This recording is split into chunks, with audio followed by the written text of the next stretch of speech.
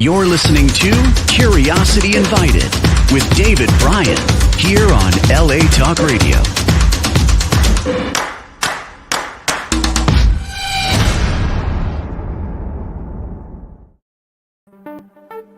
Hello, my name is David Bryan, and this is Curiosity Invited, a podcast inspired by endless curiosity. Tune in for an open-minded conversation about interesting and important things. Okay, so tell the truth. Does the mayor get a moment of break? Does the mayor get to take a vacation this summer? Does the mayor has the mayor had a day off? No, I tried to take 3 days off, and then the riot broke out at UCLA and I had to get on a plane and come right back home in the middle of the night. And I'm trying to take a couple of days off next week. So I'm trying to get past the protests at the synagogues. So if I can pull, and this is for you too, Zach, I did a meeting on Thursday morning that hopefully will allow me to take some days off around the 4th of July, but no. Yeah, I was thinking about that because I'm going away for about 2 weeks, and I thought, what a luxury this is, just to be able to take it. It's like 2 weeks. And I was like, wait, when is the last time you took two? Well, it turns out 2 weeks is impossible. 2 days. It turns out that's impossible. That's impossible too. That's why I have to take a security detail with me in case I need to be yanked back into town. Yeah. I do have a question about that, but I'll wait. Anyway, are you good before we get officially good? So welcome to Curiosity Invited, everybody. I have the great pleasure once again of speaking with my good friend, who also happens to be the mayor of Los Angeles, really, and Karen Bass. And nice to see your lovely and smiling face. You're still smiling despite all of that, all of what's going on. I am still smiling. Yes. Yeah, good. And why don't I just go backwards? So you just brought up taking a security detail with you, and I'm just so shortly after we saw each other in person, not on a screen before, there was, made national news, certainly. There was a break-in at your home. Yeah. Well, I'm glad that everybody, not just you, but everybody in your house, your family was there, et cetera, et cetera. So I'm glad that's moving its way through and everybody's safe and sound. So I know we have a very short time. Sounds like you might have a busy job or something. Few problems here in this small town I represent. No. Yeah, I periodically get a phone call from the mayor of Powell. There's 6,000 people in Powell. He's got more time on his hands. What's the population of the state? It might be just shy of or just above one congressional district, like 570,000 people, which is why there's one. That's 200,000 less than a congressional district. Yeah, right. That's right. It's like 700. That's right. Yeah, something like that. Isn't that wild? It is. It is wild. Some people call it a small town with really long streets. Anyway, so Mayor Bass, nice to see you. And good to see you, David. Yeah. And I hope you don't get to ask these things so much that it's just tedious, but I know both homelessness and people living on the street and the crime situation were the big priorities. And I know you've been, your sleeves were rolled up since before you went to your office for the first day, and declared a state of emergency for the city, and have been vigorously moving to put people to get people off the street and put them in homes of some sort, and so I guess I want to know, how do you feel like you're doing with that? How do you feel that process is going? And what are you running into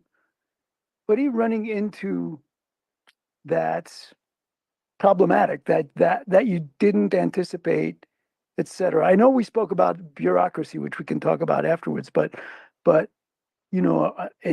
there enough places to put people? Are the places that people are being put satisfactory to everyone? I mean, what's Oh, the part about it, it's important to talk about the numbers because in Los Angeles, the numbers last year was 46,000 people who were unhoused. right? About 35 of those 46 literally are on the street. The other ones are in shelters, but they're still counted as homeless. What has been very good and extremely rewarding, the most rewarding part of this job, is getting people off the streets and destroying the myth that people who are on the streets are there because they want to be, and that Right. you're not going to be able to get them off. We have had the opposite problem. People are willing to leave the streets, but at the point that you raised a couple of minutes ago is where do you put them is the issue. So we've been moving people off the streets and putting them in motel and hotel rooms, which is expensive. However, it's extremely expensive for people to literally be on the streets. It's expensive in terms of how much money is spent, with whether it's cleanup, whether it's fires that are started, public safety issues, compromises to businesses, et cetera. So people readily leave the streets, and we have been making significant progress in tent encampments disappearing.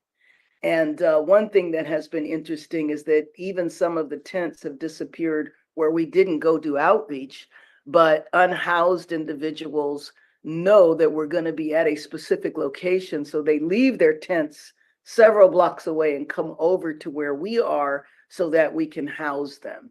And so that has been working well. Bureaucracy is the biggest impediment. And I have been chipping away at the bureaucracy, but some people want to hang on to the status quo. So it's not just the rules, it's also the individuals as well. When we move people from tents into housing, a community-based organization takes over. And what we have done by calling it an emergency and making a big push on it is that we really taxed the community-based organizations way beyond their capacity. So we're having to lift their capacity at the same time as we're getting these are private community-based organizations that that contract with the city to provide the care and the support that people need. Yeah, get it. Exactly. And is it so people who come from tent encampments, but I mean, when people look from the outside, it's a tent or it's a bunch of tents. But from the inside, it's people that people are used to being around. And do they form communities. Yeah, exactly. And so when you see, the thing that's interesting though, is that the size of the tent doesn't tell you how many people are there. Right. It could be one person in a very large tent, or it could be a lot of people in a tent. Yeah. So send out outreach workers 3 days before we move people into housing so that they can do a count, so they can talk to the people and assess their willingness or interest or what their issues are. And then on the third day, we bring a bus and we take everybody together. That's one of the reasons why we've been successful, because in the past, outreach workers would go and they'll say, okay, Mr. Jones, we have a place for you 40 miles away. And Mr. Jones says, I don't want to leave my tent community. And by the way, my kids are in school over here. You move me 40 miles away and I have to take them out of school. So one of the common beliefs that people have when they drive down the street and they see unhoused individuals, you really are seeing the ones who are in the biggest crisis. The senior citizen or the children are hiding. So you don't see them. You see the people who are in the greatest distress. And so consequently, people make a lot of stereotypes because of that. Mm-hmm. So you're able to actually sort of relocate communities. Yes. Communities, which is fabulous. We will rent out an entire motel. Yeah. Take everybody to that one motel. Yeah. That's great. That's great. And so when you say you're sort of enhancing the capacity of some of the community-based organizations, that means pouring money, know-how, getting training. What is it? What is it? What does it entail? It is resources, but Yeah. we still under-resource them. I mean, we just do. And then, there's issues like the city takes a long time to pay. So the bureaucracy is an impediment on every single level. So Yeah. at the same time as you're fighting to get people off the street, you're fighting to clear the brush of the bureaucracy so that you can do things faster. Right. So that has been, extremely rewarding. The other thing is just the overall complexity of the job. I mean, Los Angeles City, the population of Los Angeles City is almost 4 million. So as we were talking about, that is larger than many, many, many states. Absolutely. And so in some ways, LA functions like a state. Yeah. Yeah. And all, yes, good and bad. Right. Indeed. Yes, Indeed. good and bad. That's Indeed. right. And yeah. And I think I read someplace, I think it was Los Angeles, but that some of are there homes being constructed, small homes, small houses, or is that Well, not? no, you probably are talking about tiny homes. And tiny homes are exactly that. They are very, very, very tiny. They're big enough for 2 cots, and that's about it. That's it. Bathrooms and kitchen facilities and all are outside. So there's one of the things that the housing market is doing, which is positive, is there's a lot of different examples of quickly built housing. So for Right. example, housing is being built in shipping containers. The shipping containers Sure. that go 18-wheeler trucks are on Right. your ships coming from overseas. Yeah. There are modular housing that is essentially stacked up one on each other. And just because they're shipping containers and modulated homes does not mean they're ugly. Some of these are very, very nice Yeah. in terms of looking at them and the quality of life. And is that an option that the city is taking advantage of? Oh, yes, we're doing all of that. Yeah. Absolutely. I've cut ribbons at all of the facilities. Is it a really small ribbon as well as a really small? A very big ribbon and a very big pair of scissors. Yeah. Well, okay, good. That's great. And so what's the count? I mean, how much to go? How much? Like, if you continue at this pace, I mean, you don't have to give me an exact number, but if you continue at this pace, if the city continues at the current pace, how long is it going to take to? Well, the difficulty in answering that is that one issue that we are experimenting with, I can't say we have a solution just yet. Yeah. There are no models across the entire United States of preventing people from falling into homelessness. And the Right. reality is, for every 200 people you get in housing, another 215 fall into homelessness. So we have a project to prevent homelessness by looking and tracking the courts when when someone files for eviction.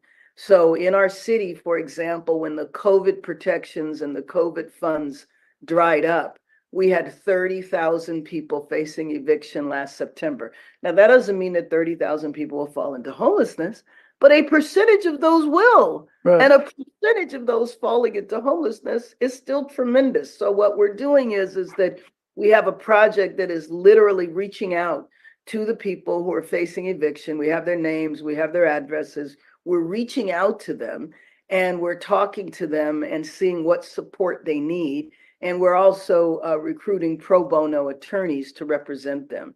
So we don't have data from this project yet because this is brand new. That's a terrifying number. That's terrifying. It is. But the challenge is that no one really has focused on this. Right. I don't think that the problem is that complex, but everybody is so busy dealing with the problem downstream that they haven't had a chance to focus on upstream. That's deflating. And there's for every 200 out, there's 215 in, or vice versa, whatever that is. And That's that's just wretched. It is, but on the other hand, I can't tell you anything more rewarding than Yes, somebody go sure. into housing. You know, I've had people literally cry and tell me they thought they were going to die like this. They never thought they were going to get off the streets. And you can only imagine. I mean, the stereotype of somebody who is unhoused is somebody who's mentally ill Sure. or using substances. There's a good article in the LA Times today I'd call your attention to. It's an editorial. One of the fastest growing sectors of the unhoused population are people in their late 60s and 70s Right. who, you know, worked in the service industry. They didn't have a 401k, they didn't have a pension. I don't know about where you are, David, but Social Security might buy you lunch if you have it, but it's not going to pay your rent. No. And so, you know, all that needs to happen is their rent's raised and then they fall out of their housing and they're on the street. Yeah. And needless to say, you can imagine the compromise in their health, both physical and mental. Oh, and So- at the worst time in their lives, right? At the time in their life when they're less resourced than ever. Right. The time of their life when society should reward them with a comfortable, Yeah. you know, a way to live, but our society doesn't do that. No. So it's easy for seniors to wind up on the street, and then the majority of the seniors that wind up on the street are women. And They're very racially disproportionate, by the way. I'm sure that's right. I mean, and there's is that sort of the endlessly recurring stereotype of most people are on the street because they're mentally ill or they want to be. Is that as resilient as it sounds? You know, you can you hear it from people who could care less about the homeless population, but I remember hearing it from all sorts of places. You know, a large percentage of those people are mentally ill, yada yada yada yada, and that's been, I thought, debunked again and again. And yet, well, but you know, look at it this. I mean, a couple of ways to look at it. What would your mental health be if you had to? Me, I got a problem the first day. Absolutely, you kidding? So in a lot of cases, it's chicken and egg. Yeah. What people don't realize is that a lot of people use meth to stay awake at night so they'll survive the night. Well, try that for a couple of weeks and see if you're addicted. Right. So, you know, of course, there is a percentage of people Sure. that fall into homelessness because of mental health or because of substance abuse. But there's just as many that develop mental health problems and substance abuse problems because they're on the street. Yeah. The bottom line is that, you know, those stereotypes allow people to then be disconnected and feel they have no responsibility. Right. Because Absolutely. they say, well, that's individuals' fault. What about the fact that if you are in the foster care system, when you turn 18 or 21, we make you homeless. Yes, We exactly. literally Goodbye. It's been great. put you on the street. Yeah. And guess what? 4 or 5 months of couch surfing, and then the next thing you know, that young person is on the street. Yeah. Another popular belief in Los Angeles, by the way, is that the majority of the people that are homeless come from other states, especially cold states, because the weather's so wonderful here. And I think Angelenos love that stereotype, again, because the stereotypes allow people to say, I have no responsibility. I don't need to think about that. But you know what? A common thing with Angelenos, and this might be everywhere, okay, but I can just talk about my city. When you ask somebody where they're from, they will tell you where they were born. And so you say, well, where are you from? I'm from Chicago. Well, how long have you lived in Los Angeles? Oh, 40 years. 30 years, you're right. From Los Angeles. Right, exactly. I didn't ask where you were born. Right. So it allows people then to say, well, number Yeah. one, they're not from here. Number two, they're there because of their drug abuse or because of their mental illness. Let Right. me turn the page, change the subject. I have nothing to do with that. And there's nothing that can be done about that. Okay, so last question about this, and I don't want to beat it into the ground, but because I think it's just inspiring what's going on there. But is that $1 billion that you devoted on day one, before you hit before you made it to your office? Is that enough? No, No.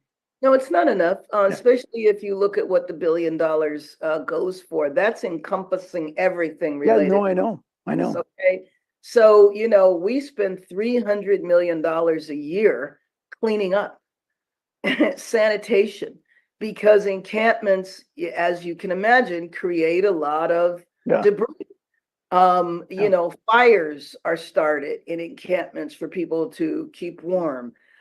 Police are called. So there's a lot of money that is spent because people are homeless. But I do have to raise something, David, that you might not be aware of. Any minute now, the Supreme Court is going to make a decision on a case involving a city in Oregon. And if the Supreme Court upholds what that city did, we could potentially see a whole wave of criminalization of the homelessness spread across the country. The city in Oregon called Grants Pass started issuing tickets for people who were unhoused, $270 a ticket. So needless to say, you can accumulate a lot of tickets. And if you do, then you are banned from being in a specific area. And if you return to that area, or if your tickets go into warrants, then you could be incarcerated. Right. And so I'm not really worried about this in the city of Los Angeles, but I am very worried about it in cities across the country and many in California too. California is known as a liberal state, but you very well know that drive an hour outside of Los Angeles and you're in a very conservative area. Yes, indeed. So because people number one, do not understand who are homeless, and they essentially demonize them by saying it's their fault, then it's easy to say, well, we've tried everything, just lock them away and throw away the key. The reality is, which is even more expensive. Well, if you start incarcerating people, number one, they're not going to stay incarcerated long. But you want to talk about spending money? Unbelievable. It costs a ton of money. We already do this. This is the way we take care of mental illness in the United States. It is a crime to be mentally ill, and you are incarcerated repeatedly. So here we go again, repeating what we did in the 90s, policy that ushers in a wave of incarceration. And then 5 or 10 years down the line, we go, oh my God, this is terrible. Look what happened. Well, how about stopping it before it starts? So stay tuned. Given the nature of this Supreme Court, I cannot imagine where they would not uphold the right of cities to punish people for being unhoused. Right. Very, very important. And it'll be important for the people that listen to your podcast to speak out mightily against this and to make sure that in whatever city they are in, that this does not happen. A lot of times when policies happen, people don't realize the policy is happening until they see the horrible effects. And that might be 5 or 10 years down the line. Yes. And the policies, there's such a long history of that. And it's been in our past. And the idea that it's coming back is just wild. It's wild. In all of the ways that it's wild. Legally, morally, it's just like, what? Who thinks this is a good idea? So yeah. I want to have this piece of the conversation, and I know it's short time. So Zach, who I've met before and met just a moment ago, your deputy mayor for communications. So he, puts out those email things, and the last one was the LA Times giving you, little snippets of a report card, and I don't know about you, but I used to when we knew each other way back when, and you were on the board. I don't know if you remember this, but I don't know if it was in place when you were there. They would give me an annual report card of like 40 things on the report card that board members would rate me on. And most of those things, all were probably important, but most of those things, the people who were doing the rating had no way of really knowing how I was. So it just felt like I'm stuck in some bizarro, bad movie here. So, I love when I read good things about you, and and all of them is like, yeah, of course we knew that. Everybody knew that. That's why they voted for her. Come on. Um, so rate yourself. What's something you're hitting out of the park, and what's something you wish you, not you personally, but you wish whatever your role there, you were more successful with. Well, I think what I feel I've hit out of the park are the relationships, which is absolutely key. Solidifying the relationships on the national, state, county, and city level, and sharing those resources. So, bringing delegations to DC of city council members, or a few weeks ago, I took 50 mayors to the Hill, not just for show, but we are focusing on very specific areas of public policy, and we've been able to come back and announce very specific changes. And what is the ongoing frustration, of course, I mentioned at the top, just the layers of bureaucracy that really contribute to people being on the street. And I say bureaucracy in general because it is a challenge regardless of what I'm dealing with. If I'm dealing with climate change, if I'm dealing with transportation, if I'm dealing with procurement and small businesses, the city has an entrenched bureaucracy. And if you think about it, one of the reasons for that, elected officials and appointed officials pass policies all the time, but they never put in a time. So in other words, let's evaluate this policy. Take a look at this, yeah, and see if it's working. Yeah. Metrics are never put in. What is the outcome and goal? And so just taking the issue of homelessness, there's policies stacked up on each other that are 30, 40 years old and make absolutely no sense. Let me mention one of them. If you're a veteran and you get veterans benefits, we count as income. And then we say you make too much money, so we won't give you housing. So we literally have vacancies in housing because a person's veterans benefits is counted as income. So when I took 50 mayors back to DC, it was to lobby to change that. And so that change is underway now.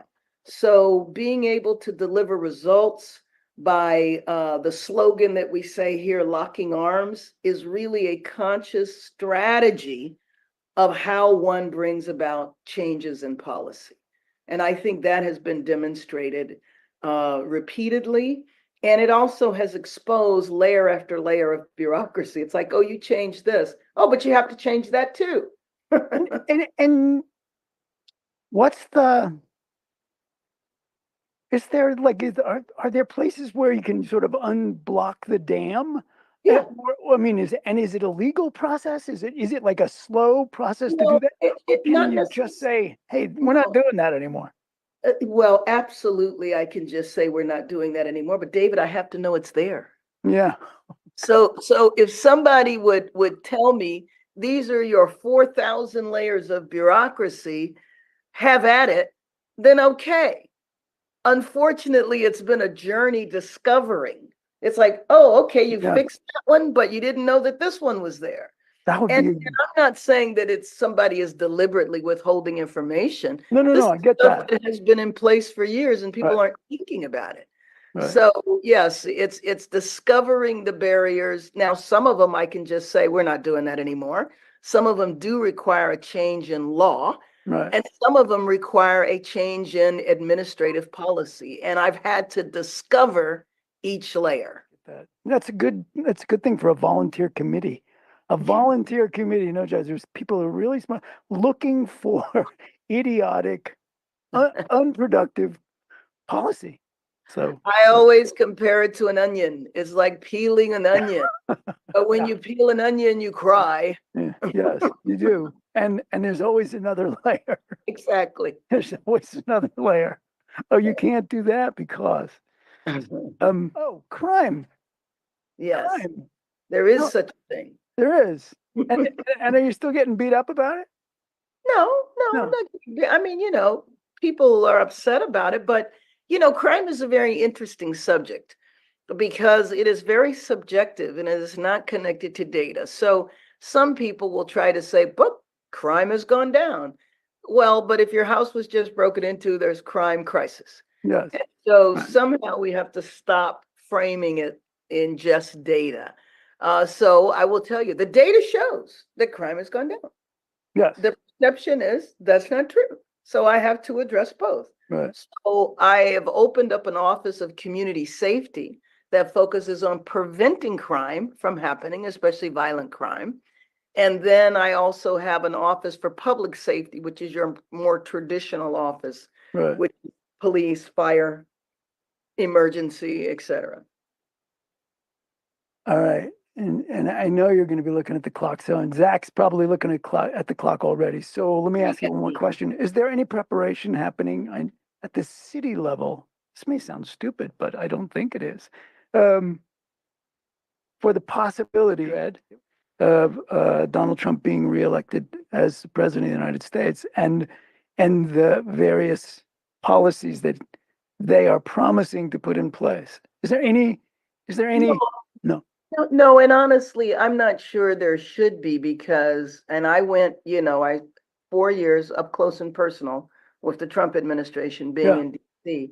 There's no point to do that because he is so erratic that he would just be spending a lot of energy when he could go someplace completely different. My focus is on preparing for the World Cup and the Olympics, and understand that that is in the context that he could win as well. Because if he were to win, those events would be devastating, because he does not like California and particularly does not like Los Angeles. So my focus is on making sure that those come off okay. But also on the other side, I can't bear the thought that the country would make such a profound mistake that would impact the entire planet, because it does. And I know President Biden, I had the privilege of speaking with him a couple of months ago, and he told me that world leaders come up to him and say, please do not make a mistake again.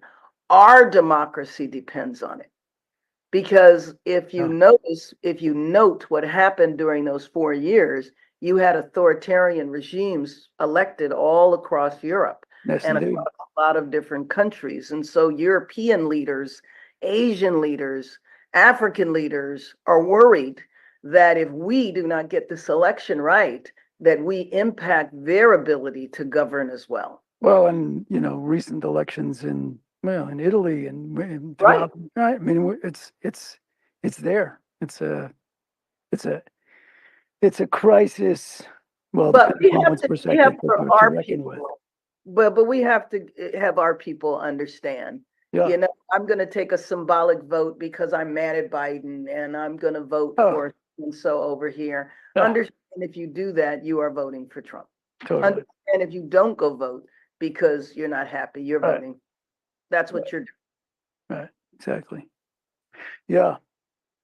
Well, I can see our time is up, and I can see standing around you. So, hey, Karen, and I'm not sure when the next time is I'm coming to Los Angeles, but we have to have a complete dinner and wine next time. Yes, I'm so sorry. That was a terrible evening. that was yes, man. And someday you'll tell me about what happened. But well, the wine that you left over was excellent. So thank you. Hey, thank you for coming to talk. And I love you, and you take care of yourself. Thank you. Likewise. You're listening to Curiosity Invited with David Bryan here on LA Talk Radio.